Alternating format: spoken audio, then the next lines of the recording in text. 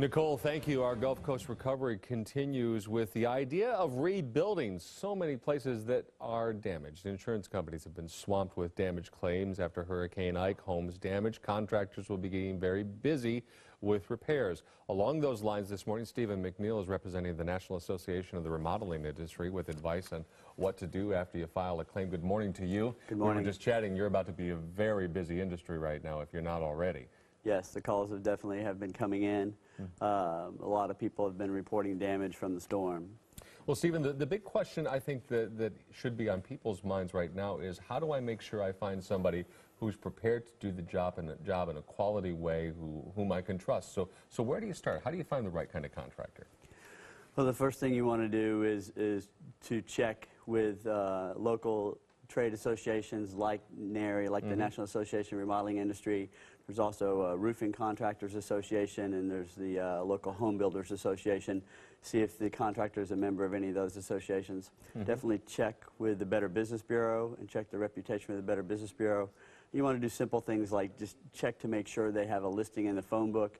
Check to see that they have a physical address and make sure that they're not just a fly-by-night company that won't be around next year if you have problems with your repairs. They've got a place that I can go to where I can meet whomever the contractor is, as opposed to, I just got a phone number, I'm very busy, I'm bopping from place to place. That's not what I want to see, right? Exactly. I mean, we've all heard the stories of storm chasers, of companies that just come into a given area immediately after the storm, take advantage of all the work that is done, and then they're gone. But typically what happens is you may have problems with your home or problems with the repair, and then you don't have anyone to call 3 months from now, 6 months from now. Yeah, we're on the lookout for those travelers that just kind of pop into our community, and we know they're going to show up. Exactly. So you need to be very careful, and it seems to me that the typical approach where you get some estimates and maybe check out some references, that might be tough for some people to follow those guidelines because they're really anxious to get the work done. So is that a part of the process you think that they ought to continue working with?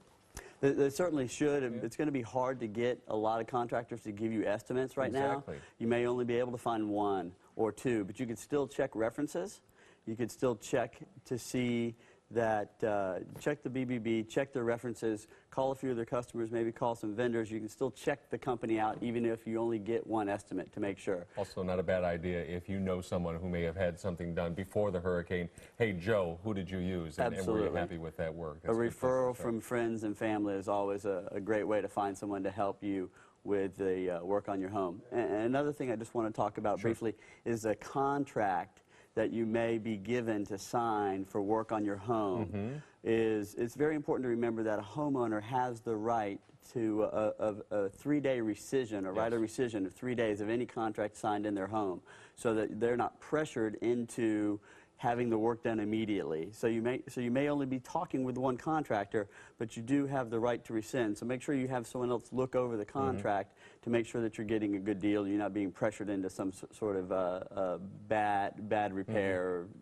situation. It is a legal right that people have here in Texas. Right, so, exactly. Stephen McNeil, we appreciate it, from the National Association of the Remodelers Industry. I know, again, you're going to be very busy, and a lot of people very appreciative of quality work. Thank you, sir. Great, thanks so much. Patty?